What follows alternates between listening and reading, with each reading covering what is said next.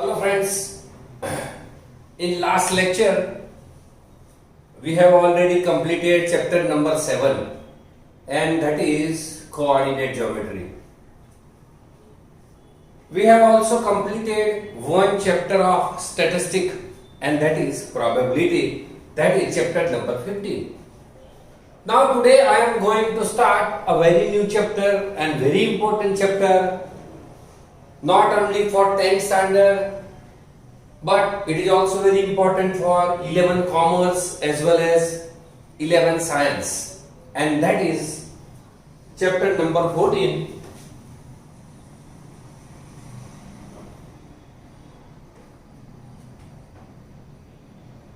that is statistics.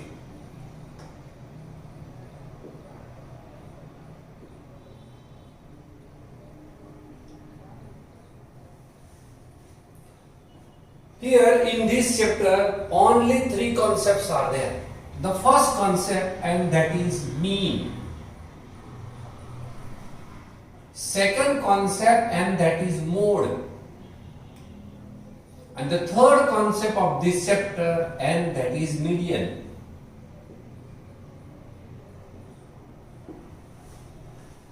You have already discussed these three things in 9th standard. The mean is denoted by x bar. The mode is denoted by z, while the median is denoted by m. The mean is also known as average. Mode is also known as most frequent observation.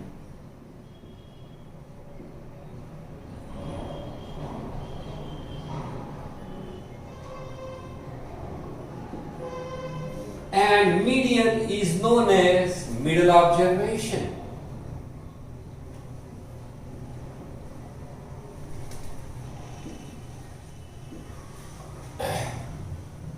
So in this chapter also we are going to study about the mean, median and mode of a data.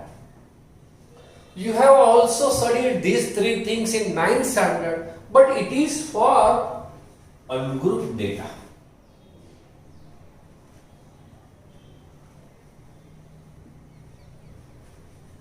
So mean, median and mode for ungrouped data, that is standard number 9.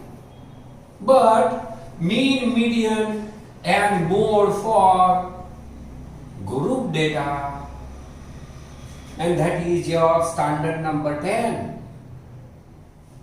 Here we have to take two things. Number one, discrete frequency distribution. Discrete frequency distribution as well as for continuous frequency distribution.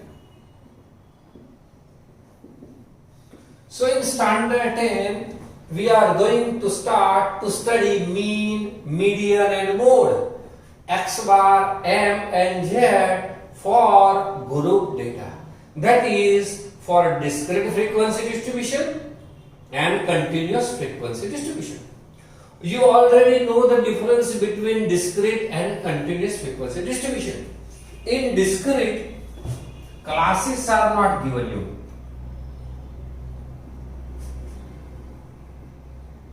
Classes are not given, but frequencies are given to you. While in continuous distribution, classes are given as well as frequency are also given to you. So this is the way to classify whether it is discrete frequency distribution or a continuous frequency distribution. Classes are not given and frequency is given, you have to consider it as a discrete frequency distribution, while classes are also given, frequency are also given to you, then you have to consider it as a continuous frequency distribution. So in this chapter, we have to find out the measure of central tendency. The measure of mean, mode and median is also known as measure of central tendency.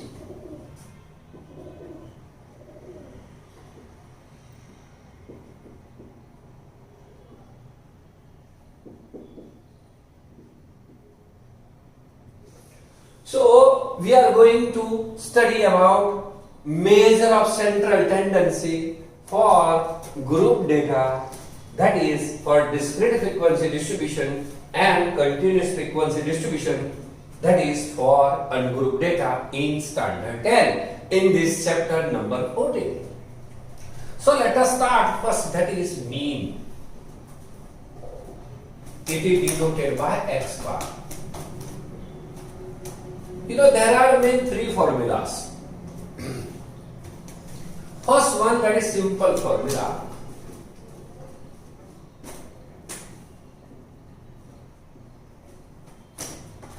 You can say general formula.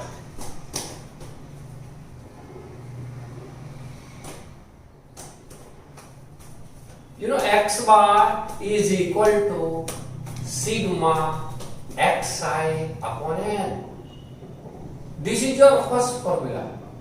And this is for ungrouped data. This is for ungrouped data, which we have studied in 9th standard. Means data are given to you, frequencies are not given to you, classes are also not given to you. Then it is known as ungrouped data. So the formula is x bar is equal to sigma xi upon n. You know the definition of mean. Mean means sum of all observation upon number of observation. And that's why, suppose there are 5 observations, you can write x1 plus x2 plus x3 plus x4 plus x5 upon 5 means n is equal to 5. So, mean x bar is equal to, you can say, sigma xi upon n, and that's why the formula is sigma xi upon n, that is for ungrouped data.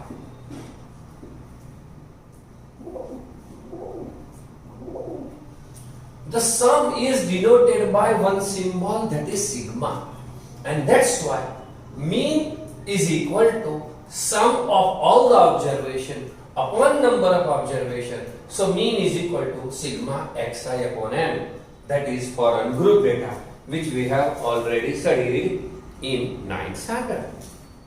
Well, you know, from this you can also prepare another two formula. The first one, that is x bar is equal to sigma xi upon n. So you can easily find out sigma xi is equal to x bar into n. Or you can also find n is equal to sigma xi upon x bar. So you have to recall the set of formula. X bar is equal to sigma xi upon n. Sigma xi is equal to x bar into n, and n is equal to sigma xi upon x bar. Let me take one very simple example. Suppose the total runs scored by Tendulkar is given to you. The number of matches played by Tendulkar is also given to you. You can easily find out the mean or average runs scored by Tendulkar by using this formula. Suppose the average runs scored by Tendulkar is given to you, that is x bar given. Number of matches played by Tendulkar is also given, that is n is given. You can easily find out the total runs scored by Tendulkar, and that is sigma xi is equal to x bar into n. Similarly, suppose the total runs scored by Tendulkar is given to you, the mean runs scored by Tendulkar is also given to you, you can easily find out the number of matches played by Tendulkar. So here you have to use this set of formula. X bar is equal to sigma xi upon n. Sigma xi is equal to x bar into n, and n is equal to sigma xi upon x bar, and that is for ungrouped data which we have studied in 9th standard. But in this chapter, our aim is to find out the value of mean for ungrouped data, that is for discrete frequency distribution and continuous frequency distribution.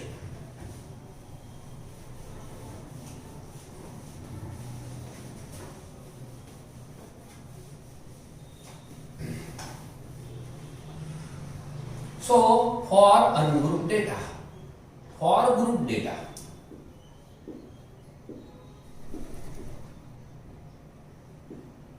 formula number 1, and that is known as general formula.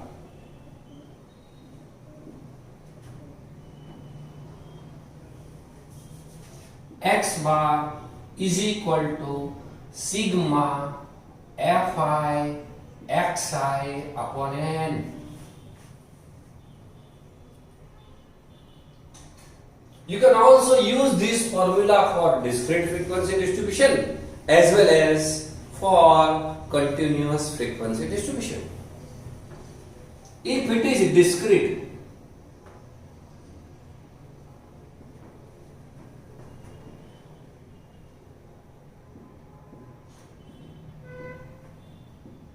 means xi is given to you, fi is also given to you. You have to multiply these two columns, that is xi fi, and you have to use this formula. Here if you write sigma, so this is known as n and this is known as sigma fi xi. So write down this value in the numerator, write down this value in the denominator, divide it, you will easily find out the value of x bar. So when it is discrete frequency distribution, you have to draw 3 columns. Well, now another method, and that is assume mean method.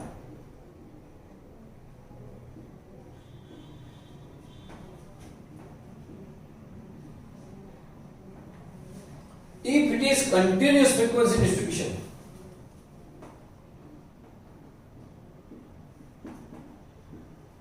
if it is continuous frequency distribution, here you have to prepare 4 columns. First column, that is class, which is given to you. Second column is fi, this is also given to you. Then you have to find out xi. Xi means from class, lower limit plus upper limit by 2 is equal to xi, and then you have to find out xi fi.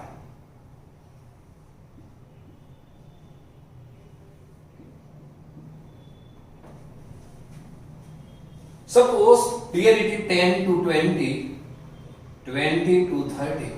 So 20 plus 10 means 30. 30 by 2 is equal to 50, and that is known as xi. 20 plus 30, 30 plus 20, 50. 50 by 2 means 25. This is your xi. Xi is also known as class mark. Class mark is equal to lower limit plus upper limit by 2. So xi means class mark. This is the formula to find out the class mark. So if you want to use general formula, continuous frequency distribution, here you have to draw 4 columns. The first one class given to you, fi given to you, xi. You have to find out with the help of this formula, and then you have to multiply these 2 columns. You will get xi fi. Write down this xi fi in the numerator. Write down the value of n, that is in the denominator. You can easily find out the value of x bar. So you can use this general formula for discrete frequency distribution as well as for continuous frequency distribution. Well, now the second one is assume mean method. The formula is x bar is equal to a plus sigma fi di upon m,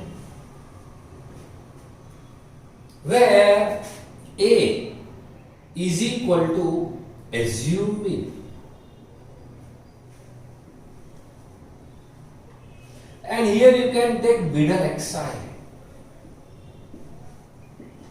In 10 standard, we will take A as middle xi. You know what is xi? The middle xi is known as your A, and di is equal to xi minus A. So when you use formula for discrete frequency distribution, the first column is xi, which is already given to you. Second column is fi, is also given to you. Any middle xi, that is known as what? A. Then here you have to find out di. The fourth column is fi di.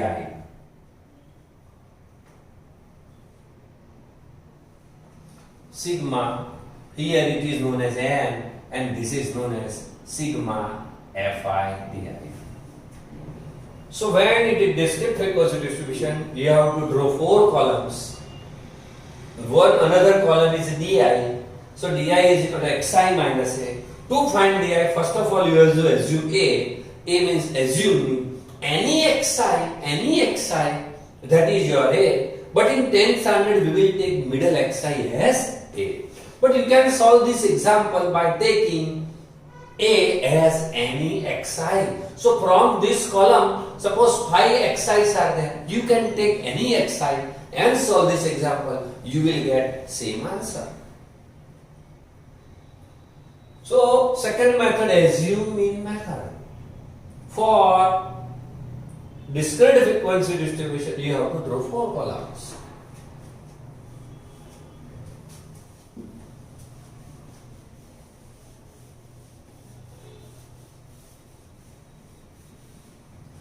Now for second assume mean method for continuous.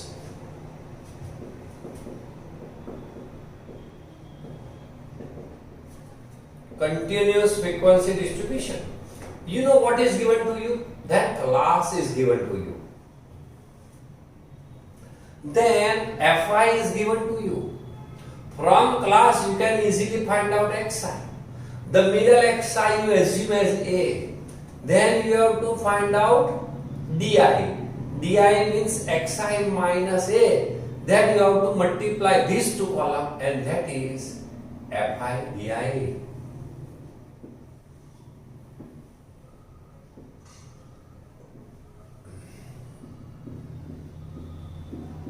So this is n, and this is your sigma fi di. So like this, here 4 columns are there, here 5 columns are there. The first column is class, the second one is fi. These are already given to you. Then you have to find out xi. You know how to find out xi? Xi class mark is equal to lower limit plus upper limit by 2. Then you have to find out di. Di is equal to xi minus a, and then fi di. Put the value here in this formula. You can easily find out the value of x bar by assume mean method. You know, to find mean, there are main 3 methods. The first one is general method. This is the formula.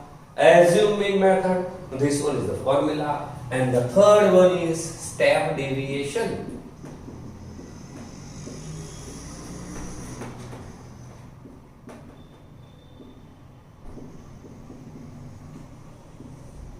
Step deviation method. And this is for continuous frequency distribution.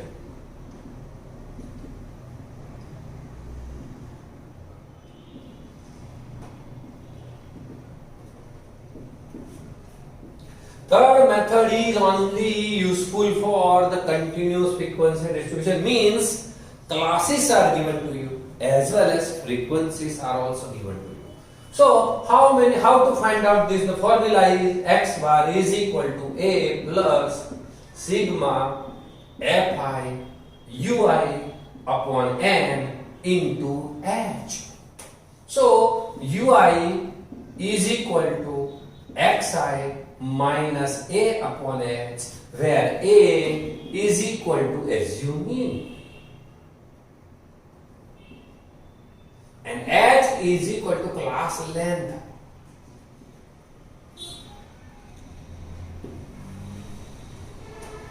Suppose one class is 10 to 20, 20 to 30. So 20 minus 10 means 10. 30 minus 20 is 10. So 10 is your class length, and that is value of h.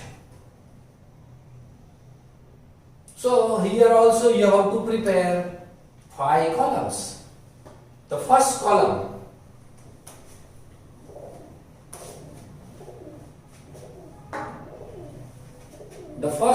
that is class, it is already given to you. The second column is fi, is given to you. The third column is xi. You can easily find out xi with the help of class mark is equal to lower limit plus upper limit by 2. Then you have to find out ui. Ui is equal to xi minus a upon c. Then you have to find out fi ui. So this is your n, and this is your sigma fi ui. The middle xi is your a. So put the value of a, then sigma fi ui, then value of n, and class length means h. For example, 10 to 20, 20 to 30. So here h is equal to 10. Put the value in this formula, expand, add, multiply, and after simplification you will get the value of x bar by third method, that is step deviation method. So friends, we have completed first portion. The very important portion is formula. So first identify the example. If it is simple example, then you can use general formula. Some multiplication is complicated, but class length is not same. You can use assume mean method. Complicated example, large number of multiplication, but constant value of h means class length is constant. At that time, you can easily find out the value of x bar with the help of step deviation method. In this chapter, mostly we use third method, and that is step deviation method, because this is also known as shortcut method to find out the value of mean. The first method and second method is very complicated. The multiplication and division is very complicated for large number of data.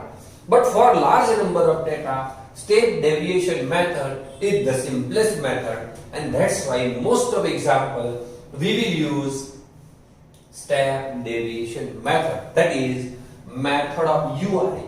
The formula is x bar is equal to a plus sigma fi ui upon n into h. So this is about first portion of this chapter, and that is mean of group data. 9th standard means mean of ungrouped data. The formula is x bar is equal to sigma xi upon n. You can also write sigma xi is equal to x bar into n, and n is equal to sigma xi upon x bar. Very useful formula for MCQs, and that is this is for ungrouped data.